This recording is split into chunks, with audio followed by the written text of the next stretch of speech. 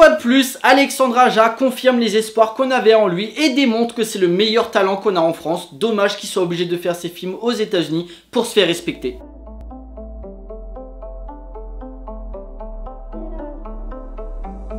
Bonjour à tous, il va être question de Crawl, le nouveau film de Alexandre Aja.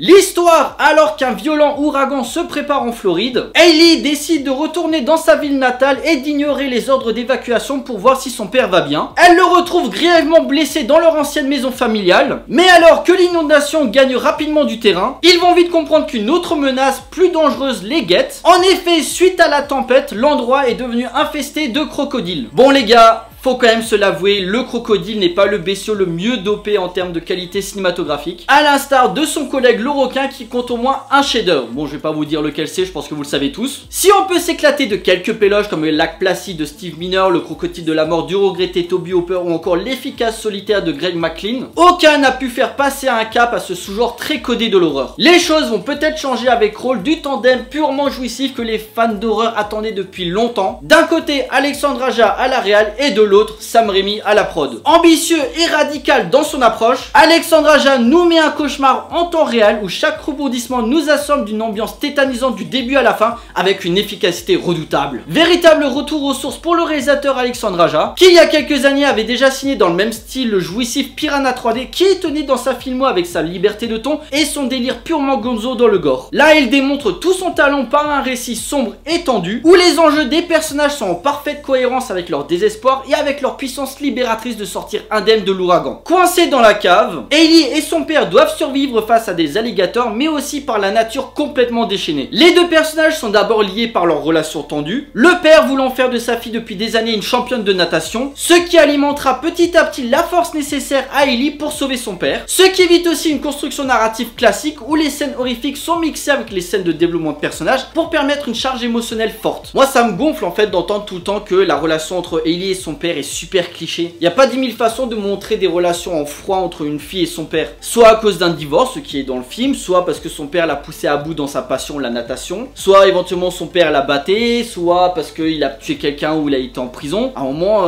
il n'y a pas 10 000 façons de le montrer. Ou alors pour faire dans l'originalité, parce que mon père il a piqué ma biscotte au petit-déj, ou parce que quand j'étais petit il a cassé ma poupée Barbie. À un moment, il faut un minimum de cohérence. Montrer que le personnage d'Hailey est dans la natation permet aussi à son père de la pousser quand il y a les crocodiles qui la poursuivent. Tu vas pas montrer une championne de natation pour la confronter avec des créatures, je sais pas, des oiseaux, ça serait pas logique. Crawl est un exemple type de cinéma d'immersion où le personnage se questionne elle-même, remet ses idéaux en question pour permettre de se confronter à une créature mythologique. Ça a toujours été ça le cinéma d'horreur, c'est de se questionner soi-même, se remettre en question sur ses idéaux pour pouvoir affronter quelque chose de plus fort que toi. Crawl est un pur film d'exploitation, il est revendiqué comme tel. Un survival où la mise en scène de Aja dope le film d'un tempo dans l'horreur et dans la tension, mais surtout d'une gravité dramatique, certes déjà vue, mais réaliste. On y croit à ces personnages et on a envie de les voir réussir. C'est de la série B assumée, mais les personnages sont travaillés un minimum pour s'attacher à eux. C'est pour ça que le scénario se venge sur les seconds rôles. Plus de la chair fraîche pour les crocos que personnages sortant de nulle part pour sauver la situation des deux protagonistes. Par un décor restreint, Alexandre Aja en fait un pur terrain de chasse où chaque salle, chaque glissade ou chaque pied mal posé peut être un danger pour les héros. Et où le réalisateur s'en donne à cœur joie par des folies visuelles ou des thématiques rappelant haute tension ou la colline à des yeux. Avec seulement deux personnages dans son écriture, Crawl tient parfaitement les 1h30 de film où s'enchaînent séquences claustro et de tension. Aja exploitant parfaitement son décor et ses crocodiles pour créer son ambiance horrifique. Après l'exploration des lieux, le cinéaste ne se fait pas attendre pour montrer ses créatures. Le premier arrivé détruit carrément un mur pour montrer sa bestialité et sa symbolique, prouvant au spectateur que non, le film ne joue pas sur la suggestion mais dans l'action pure. Ou après qu'elle soit en train de chercher une issue, tu te rends compte qu'il y en a un deuxième, puis un troisième, puis à un moment elle regarde dehors pour chercher de l'aide, elle voit trois jeunes qui sont en train de braquer un magasin, puis ils sont en train de se faire bouffer pour montrer que dehors, oui, il y en a d'autres aussi. Donc en fait, t'es en tension perpétuelle parce que le danger peut venir à n'importe quel moment. Avec seulement un budget de 15 millions de dollars, Alexandre Aja jouit d'une totale liberté créative en termes de visuel, mais en termes de mise en scène. Si on peut discuter de quelques incrustations numériques sur la tempête, les crocodiles par contre sont très réussis et le réalisateur les filme en pleine lumière pour mieux dévoiler leur puissance. Comme j'ai dit, le film ne joue pas sur la suggestion, mais plutôt sur l'efficacité. efficacité. Plan millimétré filmant parfaitement tous les recoins sombres de la maison, distillant pièges ou jumpscares gérés et non abusifs comme beaucoup de films d'horreur actuels, alternant poursuites aquatiques et attaques sanglantes, où le travail sonore apporte un plus à l'ambiance anxiogène, et ça, j'ai pas vu ça souvent dans ce type de film. En conclusion, Crawl est l'exemple type de série B par excellence, accompagné par un excellent duo d'acteurs dirigés à la perfection. Le film tire le genre vers le haut avec une écriture et un vrai savoir-faire tout en respectant les mythes qu'il convoque. Un véritable film d'horreur à l'ancienne fait par un vrai amoureux du genre, où l'immersion et la générosité font honneur à son appartenance cinématographique trop souvent négligée. Un film qui montre que malgré un scénario simpliste, on peut avoir un vrai cinéaste derrière pour nous mettre une belle claque, et que oui, dans ce type de film, on peut avoir des choses à dire. Voilà, cette vidéo est à présent terminée. J'espère que ça vous a plu. N'hésitez pas à liker, à partager auprès de vos amis si vous en avez. N'hésitez pas à me laisser des commentaires pour me dire ce que vous avez pensé du film. Pensez à me suivre sur Facebook, Twitter, Instagram, Tipeee ou encore Utip si vous voulez soutenir la chaîne. Ça vous coûte rien, vous avez juste à regarder une petite pub. Et pensez à vous abonner, c'est super important pour moi. Pour nous, on se retrouve pour une prochaine vidéo. D'ici là, portez-vous bien. Allez au cinéma.